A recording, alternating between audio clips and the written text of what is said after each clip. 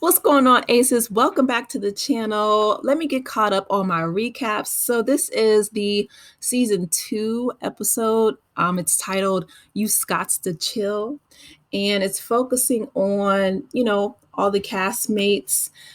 It begins with Stormi and Melody just trying to figure out where their relationship is and their friendship is. So Melody is trying to get everybody together for Kimmie's event, which she's battling breast cancer, and Maurice doesn't really want her to put a whole lot of stress on herself getting this event together. So Melody steps in and volunteers to do so.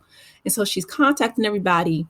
And as she was contacting everybody from her burner phone, Stormi's like, "Who is this? And I haven't heard from you in a long time." So Melody's like, "Well, you could just send me a DM." And Stormi is looking at her like, "Girl, what?" Now I can see from both sides, right? Melody, she is trying to put her life back together. She's trying to heal from this divorce with Martell. And she's said that she's had to change her number. I believe it was like 5 times. So that's difficult. On the other hand, I can see where Stormi is coming from.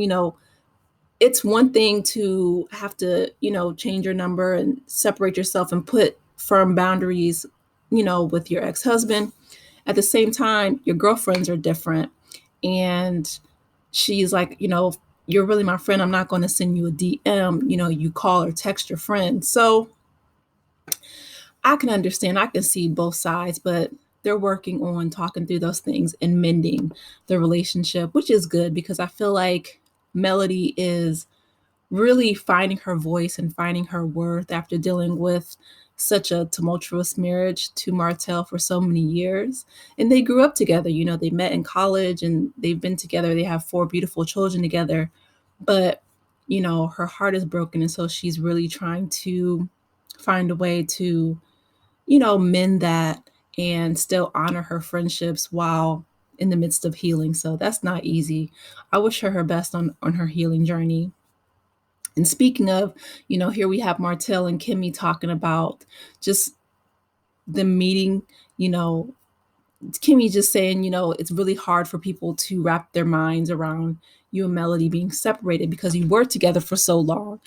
She said that we met you together and, she's asking him if he misses the marriage and misses, sharing his life with a partner. And of course, he's like, yes. And I feel like he is just now starting to really come to grips and to terms with the fact that he broke a sacred covenant in marriage. And he really misses the mother of his children, his wife, his ex-wife, and he's dealing with the consequences of his actions. And so right now, Melody, she's getting ready to walk out, and Martell's like, "Well, let me walk you to your car." And she's like, "No, I got it. It's right out front." He's like, "No, I'm the mother, or you're the mother of my children. And, I'm a gentleman and I'm this and I'm that. And I want to make sure that you're safe."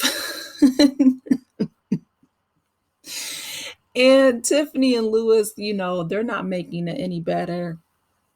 Melody is, my heart goes out to her because she really is between a rock and a hard place. She's really trying to set firm boundaries with Martell. And he is a habitual line stepper. He is, I'm not a psychologist, so I'm not going to say that he's a narcissist. He does tend to display a lot of narcissistic personality traits to me, in my personal opinion. Like I said, I'm not a doctor. However, I know a lot of people like him. I have taken many psychology courses. And when I tell you that he, just doesn't respect Melody, period. And it's so obvious. And I wish that she had more supportive friends. And, even she says here in the scene, "You know what, Martell, it would be really cool if, you could respect my boundaries when I say I want to walk to my car by myself." Just saying, "Oh, okay, well, that's cool. I respect that." She doesn't get that, even from, Tiffany and Lewis, they don't have her back either. So he, walks her to the door. He doesn't leave the restaurant, which is good, and she walks to her car, but him, still characterizing himself as a gentleman and someone who has her best interest at heart it's like, I don't know if that's a result of their divorce and that's growth, but him not realizing that, him breaking their marriage and stepping out and having a baby on her while they were married, that's not gentlemanlike behavior, So I don't know, maybe he's growing. I'm hoping as a person that he's doing some introspection. I'm hoping he's still seeing his therapist, because I really liked the therapist that he went to, and that was on the retreat, the couples retreat together with all the couples. I liked him a lot, but I hope that Martell is still going to see him. And then Kimmie is, just conveying and relaying the conversation that she had with Martell about their relationship and, the old marriage with Melody. And, she's just telling Maurice, like, I think, Martell wants that old thing back. He wants his wife back. He really messed up stepping out with Ariane Curry and breaking that family dynamic. So, but shout out to Kimmie and Maurice. Kimmie is healing from her breast cancer journey. She came back cancer free. So that's wonderful news. Praise God for that. I hope that she continuously stays healthy. Here we have Chris Fletcher, which is a friend and business partner of Melody and Martell, and his wife, Nell Fletcher, and they're mentors and friends of Melody and Martell. And the reason why they're laughing is because they all, they had a dinner date. Martell crashed it, and they're talking, and he's complaining about Melody, saying that that she has 20 babysitters to watch their 4 kids together, and Nell is like, Martell, don't nobody have no dang on 20 babysitters. And this phrase right here, when God say go, God says say go. That's Mel's clothing line. Like, I specifically went back. That's on her merch. Here, she has it on a tank top. This is her, billboard, God said go. He is purposely being antagonistic to Melody. Like, I mean, I just want him to grow up. That's like a little kid, poking you, and then, or, them saying like, oh, I'm not poking you, I'm not poking you. Like, he's purposely going out of his way to antagonize her. And my heart just, it really goes out to her. Here we have Tisha and the bartender, who was really cute, by the way. I was like, yeah, he's a cutie pie. So he's the new bartender at Blaque. And so Tisha's meeting with her cousin Courtney to discuss, they are in the real estate game.